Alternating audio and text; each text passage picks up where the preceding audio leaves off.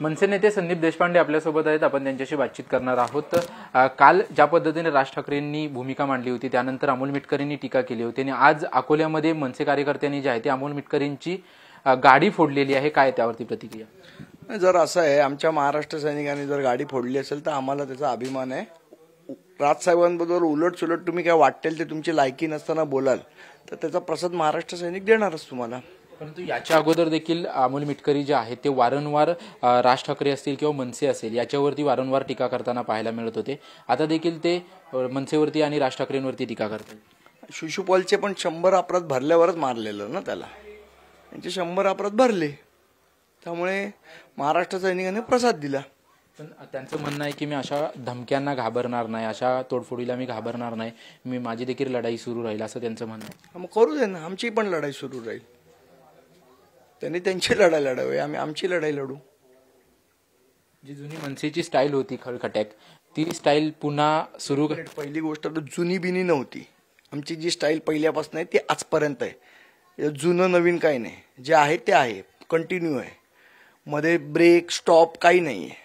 आगामी विधानसभेमध्ये पुन्हा सक्रिय होईल खळखट्याक मोहीम. विषय काय सक्रिय होण्याचा नाहीये. विषय ज्या पद्धतीने तुम्ही जर राजसाहेबांना टार्गेट करायला म्हणून बोलाल तर त्याची उत्तरं दिली जातील. दुसरीकडे तुमची वरळी मतदारसंघामधून निवडणूक लढवण्याची चर्चा सुरू आहे. तर आज जांभोरी मैदानामध्ये जे आहे ते ठाकरे गट आणि आपले काही कार्यकर्ते जे आहेत ते आमने सामने आले होते. नक्की काय प्रकार घडला होता, काय सांगाल त्याबद्दल? मुळात असं आहे, जांभोरी मैदान हे खेळाचं मैदान आहे. त्या तिकडे मुलांना खेळण्यासाठी जागा उपलब्ध होणं गरजेचं आहे. तिकडे तुम्ही याल आणि ज्येष्ठ नागरिकांचं नाव घेऊन अनधिकृत बांधकाम कराल. अनधिकृत बांधकाम म्हणतोय मी. ज्येष्ठ नागरिकांचा कट्टा बांधला मी समजू शकतो, बसायला त्यांना काय बेंच केले काय केले हे समजू शकतो मी. पण अख्खी रूमच्या रूम बांधाल 15-15 फुटाची तर ते कसं सहन केलं जाईल?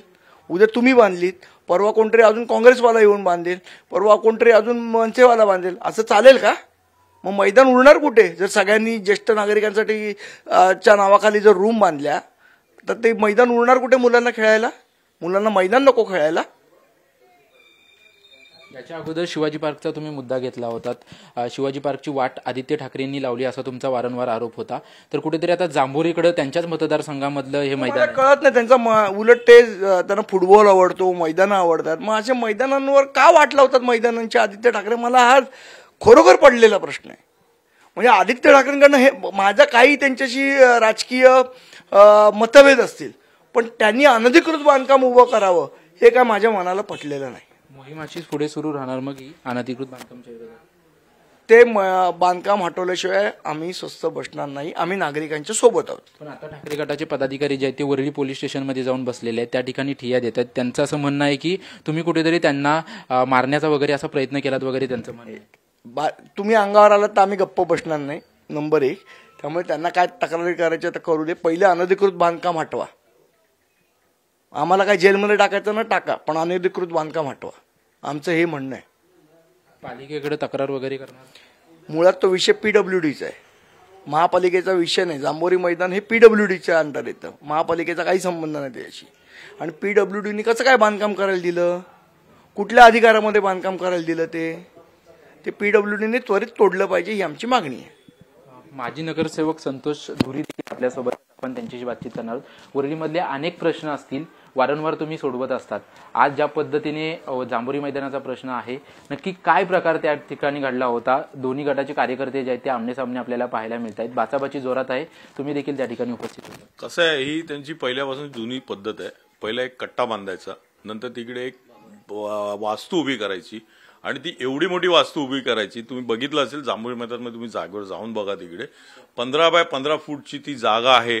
हाईट 15 फूट घेतलेली आहे. वरती स्लॅब टाकलेला आहे प्रॉपर. हा ज्येष्ठ नागरिक कट्टा होऊ शकतो का? ज्येष्ठ नागरिक कट्टा म्हणजे एक कॅनोपी टाकली वरती, खाली बसायला तिकडे बेंचेस टाकले. हे होतं. एक तर एक मैदान वरळी मध्ये मैदान नाहीये, एक जांभोरी मैदान आहे, तिकडे पण हे प्रकार चालू झालेले आहेत. ज्येष्ठ नागरिकांच्या नावाखाली फक्त जागा गिळंकृत करायची आहे. कारण आता तिकडे डेव्हलपमेंट चालू झालेली आहे. ज्येष्ठ नागरिक थोडे दिवस बसतील तिकडे आणि नंतर ही त्यांची शाखा होणार आहे. ज्या त्यांच्या अनधिकृत शाखा आहेत ना, त्या पद्धतीने ही एक शाखा होणार आहे आणि हा त्यांचा डाव आहे.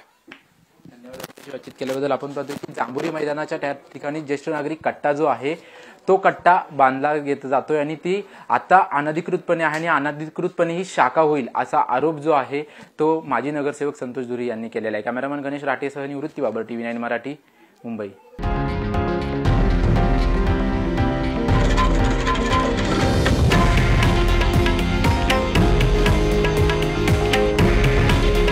हे आहे देशातील नंबर 1 न्यूज नेटवर्क आणि आपण पाहत आहात TV9 मराठी. काळजी तुमची, हित महाराष्ट्राचं.